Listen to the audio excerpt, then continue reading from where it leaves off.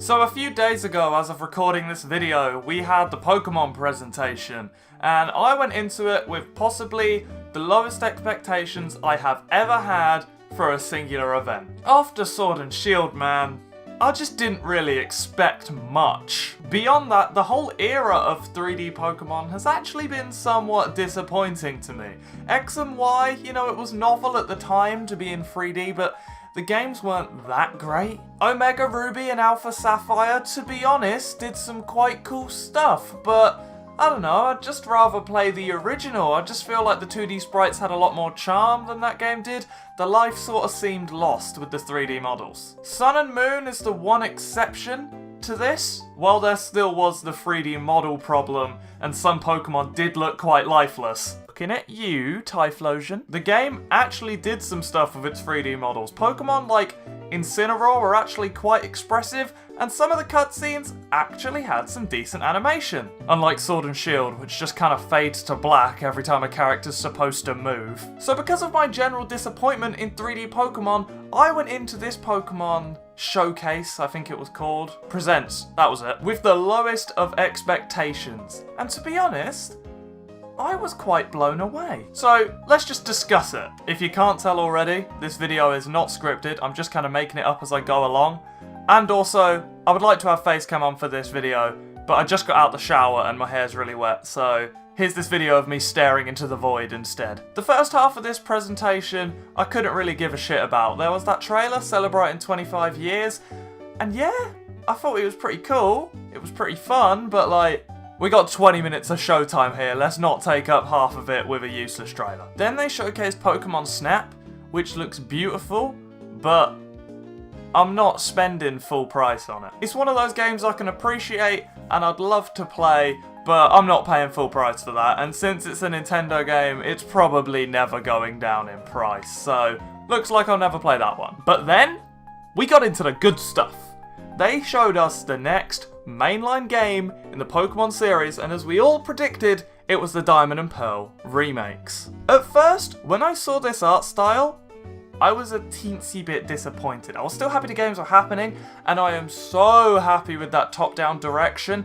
It is exactly what they needed after the monstrosity of pretending to be 3D and explorative that Sword and Shield was. And this art style is great. It could do with being made a bit better. If we look at something like Link's Awakening, like, it's a similar art style, it's chibi and it's cute, but there's a lot more, you know, like lighting and detail going on there, whereas this feels a bit flat. I'm not complaining about it, I'll take it, but like, if we got something along the lines of Link's Awakening, something as beautiful as that, I would be over the moon. And even though I disliked it at first and then grew to like it, I honestly don't know how people feel about this art style. Because my only impression of it is how people on Twitter have reacted, and well, Twitter just hate everything. But at the end of the day, no matter what we got given, I'm just kind of excited to go back to Sinnoh. I know everyone rages on about Gen 4, especially people like around my age. They love Gen 4, they think it's amazing, they think it's the best thing ever,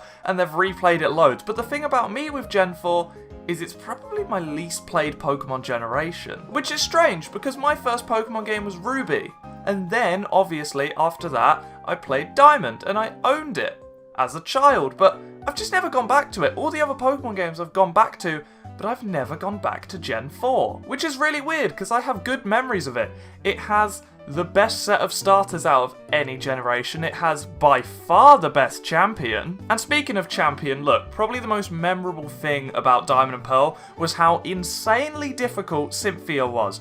There was that music of death that just started playing, then that Garchomp just comes out and wrecks everyone, and to be honest, I'm gonna be a little disappointed if that doesn't happen in this new game. Like, even if there's an easy mode and a hard mode, I want a mode that would kick my ass, just like original Diamond and Pearl did. None of this forced XP share, none of this under-leveled enemies. Give Cynthia a level 100 Garchomp, I'll grind for it, I would love that. And to be honest, retroactively looking back at this game and this reveal, I like it a lot more due to what came after it. At first I was a bit disappointed in the Gen 4 remakes because they just looked a bit bare. I would have still bought them, I would have still played them, and I probably would have still enjoyed them, but they just looked a bit bare. But then, it hit us. Pokemon Legends Arceus. Or Arceus if you're annoying. Arceus themselves literally gave us a gift from the heavens. Open world Pokemon. It's ironic that Pokemon has been going for 25 years, yet this series about evolution has not evolved once. Well, ladies and gentlemen, that day is today. Pokemon going open world.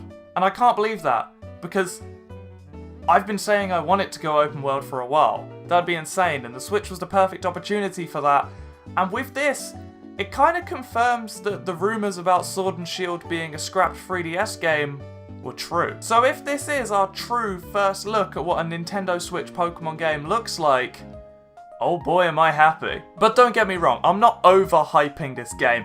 I'm cautiously optimistic. I've had my heart broken by Pokemon before, I'm not gonna let him do it again. Because I went into this with a very skeptical eye, of course I noticed the weird frame rate dips in that trailer, and some of the weird graphical issues, so let's hope they get ironed out by release. By the way, if you want to see my reaction where I noticed these issues, it is on your screen now. We just have to wait and see with this game, to be honest. It's so exciting and I have so many questions. Will there be new Pokemon?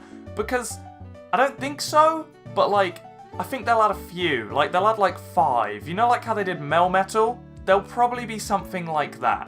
Because we're not getting new starters, so surely this isn't a new generation, but like, this seems like a new generation.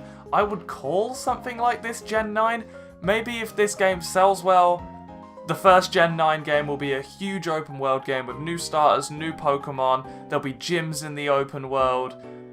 Maybe that's what will happen. But I just have so many questions, man. What's the online gonna be? Is there gonna be competitive?